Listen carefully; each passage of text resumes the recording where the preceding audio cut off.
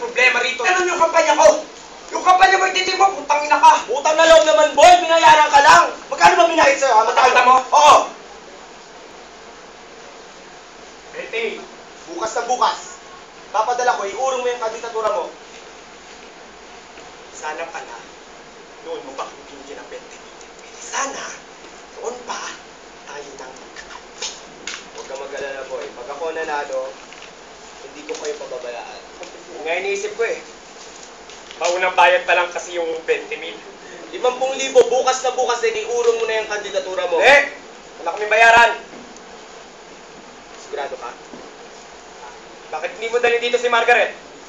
Para naman makilala namin. Masyado ka bala si Margaret eh. Yung mga bata, ang bakasyonin mo dito. Tagal pa naman ang pasukan eh. Sinasama ko sa kampanya ko yung mga bata. Kahit isang gabi lang o isang hapon, tuturuan ko sila mga week. Dito lang, planuhin na lang natin yan. Ayaw mo lang talaga sila rito, no? Eh di, susunduin ko kung nasan man sila. Hindi, planuhin na lang natin yan para naman makapaghanda sila. Ano pa bang kailangan nilang ihanda? Makikipagkilala lang naman sa amin, magsasalo-salo, ganun lang. Pangako, ayusin ko. Ayaw mo lang talaga rito. Dami ka pa sinasabi. Sana, pumayag ka na lang. Kala ko papayag ka.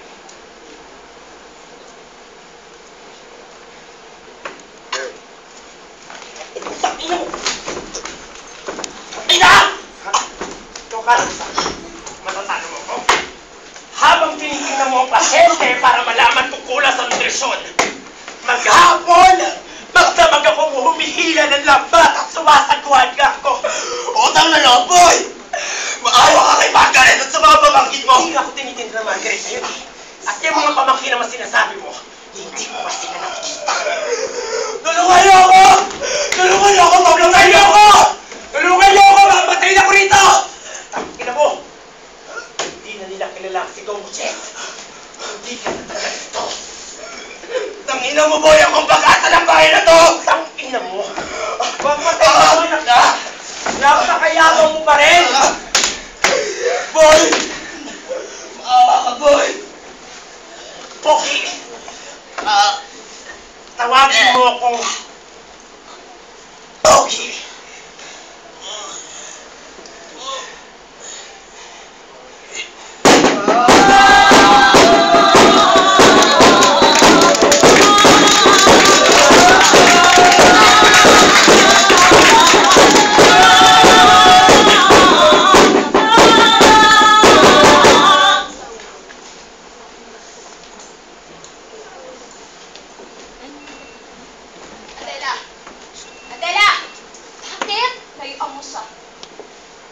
Sino kang babawal sa akin? Hindi yan ang gawa ng mabuting tao. At ikaw, gusto mo?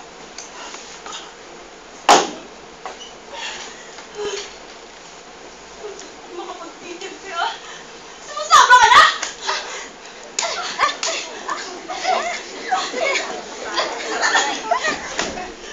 Ano ka? Umpisa pa lang ako. Malakas ang katawan ko. Magkakari ako lumaban. May itsura ko? Hindi kaya mo? Ang sawa na ako sa hagulgulan sa pamamahay na to. Maghahanap na ako ng talagang para sa sarili ko. Yung talagang para sa akin. Ibang pinunta rito ng lalaking yun. Iginigit mo naman ang sarili mo. Nakapakong ang mga mata niya sa kwarto ni Angustias. Pero ako, ang kinikindatan niya. Huwag kang makipag-agawa. Kaya ang gustiyas na siya. Hindi mo ba alam na wala yung gusto roon? Alam ko. Dahil alam mo, may gusto siya sa akin. Sa akin! Oo. Ako? Ang gusto niya. Patayin mo na ako pero huwag naman ulit-ulit yan sa akin. Kaya sinisiguro mo makakaalpa siya sa akin, ano? Hindi bali ang punta siya dun sa hindi niya gusto. Hindi bali rin sa akin. At kahit nga bumalatay pa siya ng bumalatay kay Angustias, walang kwenta sa'yo. Pero pag ako ang nasa linya, hindi ka mapakali. Dahil may gusto ka sa kanya, hindi ba?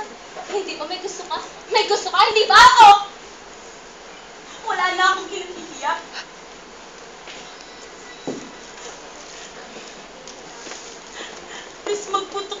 kapatid ko.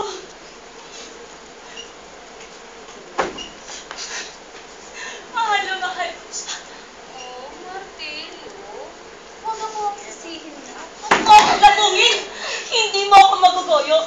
Hindi na kapatid ang turing ko sa'yo ngayon. Babae kang nakikipag-agawan sa akin. Wala na akong magagawa. Patigasan kung patigasan. Sa akin, si Pepe. Itagdanan niya ako mamaya. Sa damuhan. Sa may tabi. Hindi ko kayo hahayaan. Hindi na ako magpakapagtinitis sa mamahan na to.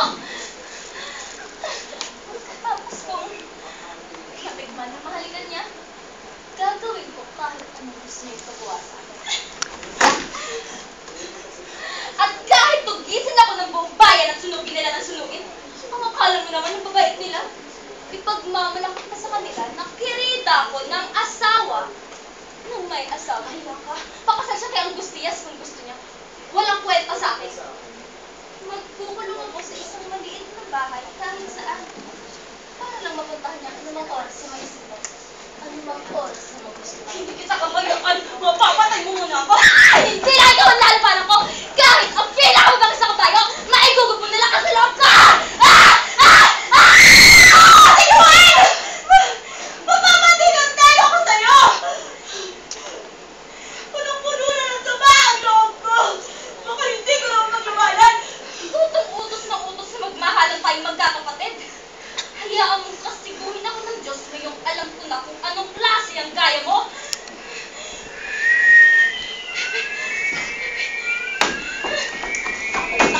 Lumayas ka nga Hindi riyan! ako makakuha.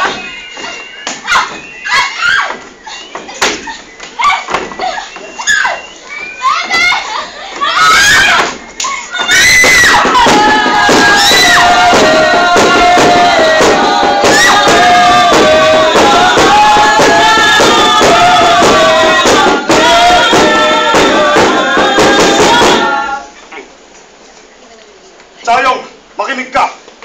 Tanggapin mo na ang katotohanan. Malapit nang matapos ang digmaan, walang magagawa ang pwersa ng Amerika laban sa amin. Makinig ka rin. Pagkatapos ng digmaan, magpapakasal ako. Pero hindi sa'yo, kundi kay Uno. Hindi siya malaki at malakas na gaya mo. Sibilisado siya. Hindi kriminal, hindi mamamatay tao katulad mo. Digmaan ito! Kahit man digmaan ay may batas na sinusunod. Kung sakupin man namin kayo ay meron kaming karapatan. At anong karapatan nyo para kami sakupin? Ang Asya ay para sa Asya! Para sa Asya, oo, maaari. Pero hindi para sa Hapon, sa China, o kahit na sino pa man. May kanya-kanya tayong bansa. Gusto nyo maghari sa buong Asya? Mabibigo kayo dito pa lang. Naririto na kami. Ano bang mabibigo ang sinasabi mo? Ha? At sino naman ang bibigo sa amin? Ang tagapagligtas ng Amerika? Ha? Nasaan sila ngayon? Hindi namin kailanman ipinangahas ang Amerika. Huwag mo akong patawanin, Jayong. Habang panahon na sana ka kayong nakakunyapit sa pundiryo ng Amerika kung hindi kami dumating. Ilang panahon na kayong nasa ilalim ng Amerika pero hindi kayo natuto ng disiplina. At anong disiplina ang ituturo nyo? Idiniklara ng Open City noon ang Maynila para hindi na madamay ang mga mamamayan. Pero anong ginawa nyo? Pumasok kayo parang mga hari, binomba nyo ang syudad, walang awa nyo pinatay kahit mga mamamayang walang kasalanan sa digmaan, kayo ang may gawa! Bahagi yun ng disiplina. Ibig lang namin ikintar sa isip nyo na seryoso kami sa aming ginagawa. Kahit sa makamahayap na Kung pamamalahan! kinakailangan, ang pagmumulaging ipagkikitan sa aming makahayop kaming mga Hapones. Kung naging marupit man kami, yun ay dahil sa tungkulin namin sa aming bansa. Dahil sa prinsipyo. Eh kayong mga Pilipino, ano? Nung mawalan ng kuryente sa buong Maynila, anong ginawa ng magagaling mong kabarat? Ninakawan niyo ang kapwa niyo Pilipino, lalaki, babae, bata, matanda. Lahat sila'y pawang nagsipagnakaw sa mga tindahan. Nirimas lahat ng mabibitbit. At anong ginawa ng magagaling mong alagad ng batas? Kasama pa sila sa mga nangulimpat. Yan ba ang sinasabi mong sibilisado? Yan ba ang lahing may pagmamalaki mo? Kung naganap man ang gayon, pagpalagay na. Yun ay dahil sa labis ng paghihirap na nararanasan namin sa kamay. Paano mo sasabihin? Ano ang ganda ng pagpapaliwanag mo, hindi ko tatanggapin. Hindi na magbabago ang pagtingin ko sa inyong mga Hapones. Lalong-lalo na sa'yo. Ilang ulit ko bang sasabihin kinamumuhian kita? Gusto mong patawarin kita sa ginawa mo sa akin? Nagsasayang ka lang ng panahon.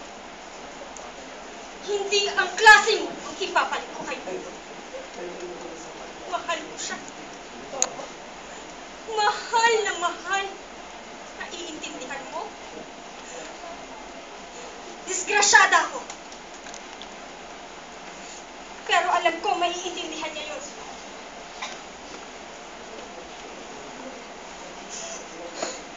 Pero natatakot akong isang araw magkaroon siya ng hinala na hindi naman ako pinilit.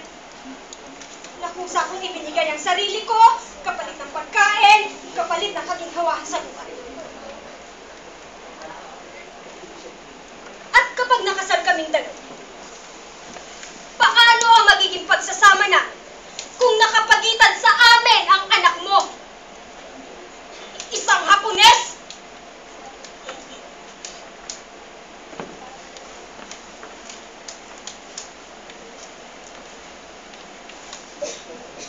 Mahal kita, Chayo.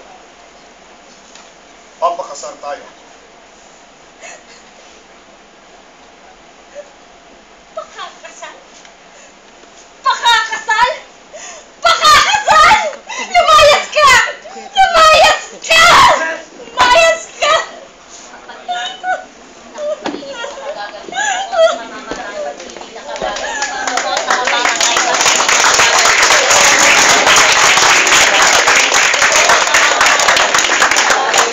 Buot na kamamatay, pag-ibig na kagagaling. Buot na kamamatay, pag-ibig na kagagaling. Buot na kamamatay, pag-ibig na kagagaling. Buot na kamamatay, pag-ibig na kagagaling.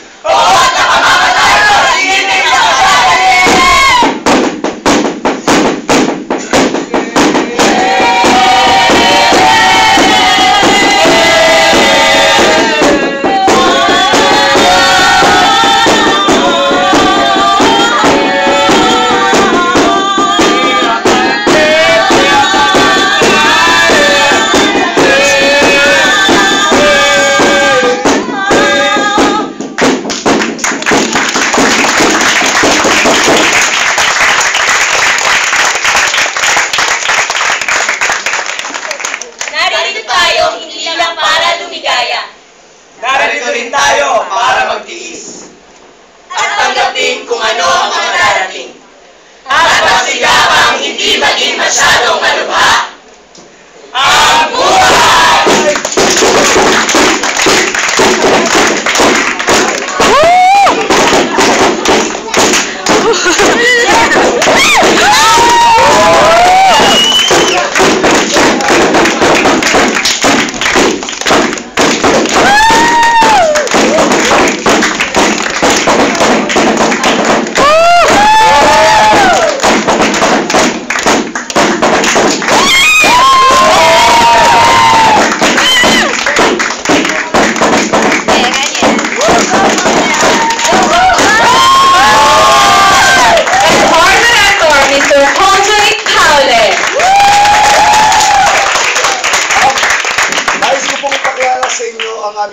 Executive Chairman, Ms. Jeneline Villegas.